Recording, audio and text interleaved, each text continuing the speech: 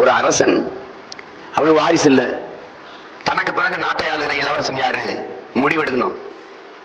அப்ப என்ன செய்யறான், அவன் ஒரு 12-13 வயசுல இருக்கிற சிறு பிள்ளைகள்ல எல்லாருக்கும் ஒரு தேர்வு வைக்கிறான். ஒரு விதையை கொடுத்து இதை நல்லா முளைக்க வச்சு வளர்த்து கொண்டு வரவன் எவனோ அவன் தான் இந்த நாட்டின் இளவரசன் அனுப்பிடுறான். அது சிறப்பா எந்த செடி வளர்ந்துருக்கோ அந்த செடிக்கு சொந்தக்காரனை இளவரசனா தேர்வு செய்யணுங்கிறத அறிவிப்பு. நாட்டில் இருக்கிற பிள்ளைகள் அவங்க பெற்றோர்கள் எல்லாம் பேரார்வம் கொண்டு, என் மகன் நீ நாட்டை ஆள போறான், இளவரசன் ஆக போறான், என் மகன் நாட்டுக்கு இளவரசன் ஆக போறான்னு தொட்டியில மண்ணை போட்டு அதுல விதையை போட்டு தண்ணியை ஊற்றி வளர்க்குறான். எல்லாரும் வீட்டு விதையும் முளைச்சு பிரமாதமான செடியா, பெரிய செடியா அழகா வளர்ந்துருது. அரசர் அறிவிச்ச நாள் வந்துருது, எடுத்துக்கிட்டு போகணும். ஆனால் ஒரு ஓலை குடிசையில ஏழை தாயின் மகனா பிறந்த ஒரு சிறுவன் அந்த விதையை போட்டான், தண்ணியை ஊத்துனா முளைக்கவே இல்லை. இப்ப அந்த அரசன் கிட்ட போய் இந்த செடி முளைச்சதை காட்டணும், எந்த செடி உயரமா இருக்கு, எந்த செடி செழிப்பா வளர்ந்துருக்கும், அவன் தான் இளவரசன்.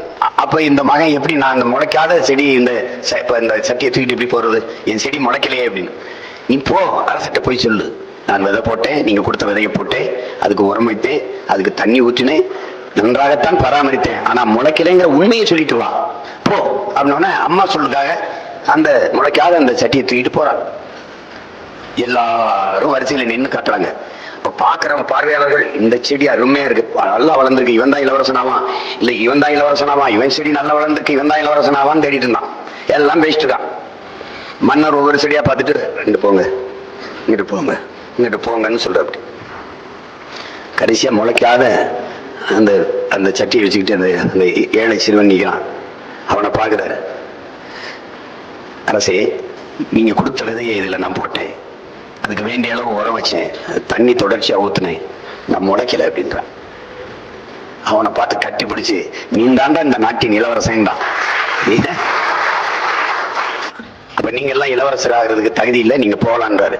எல்லாரும் இப்படி ஏன் செடி முளைச்சு, பைத்தியக்கார நாய்களா, நான் கொடுத்தது உங்களுக்கு அவிச்ச விதைடா, அது எப்படா முளைக்கும்.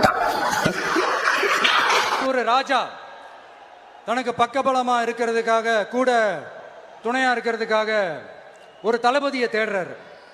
சரியான தகுதிகளோட ஒரு 10 பேர் செலக்ட் ஆகுறாங்க. ஆனா அதுல ஒருத்தர் மட்டும் தான் செலக்ட் பண்ணணும். அதனால அந்த ராஜா என்ன பண்றாருன்னா ஒரு டெஸ்ட் வைக்கிறாரு. அந்த 10 பேர் கையிலையும் விதை நெல்லை கொடுத்து, இதை நல்லா வளர்த்து கொண்டு வாங்க, ஒரு 3 மாசம் கழிச்சு வாங்கன்னு சொல்லி அனுப்பி வச்சிடுறாரு. 3 மாசம் கழிச்சு வரும்போது அதுல ஒருத்தர் ஆளு உயரத்துக்கு வளர்த்திருந்தாரு, ஒருத்தர் தோல் உயரத்துக்கு வளர்த்திருந்தாரு. அதுல ஒரு 9 பேரும் நல்லா வளர்த்து கொண்டு வந்திருந்தாங்க. ஒருத்தர் மட்டும் வெறும் தொட்டியோடவே வந்தாரு. என்னன்னு கேட்டதுக்கு, நானும் தண்ணி ஊத்தி ஊத்தி பாக்குறேன்,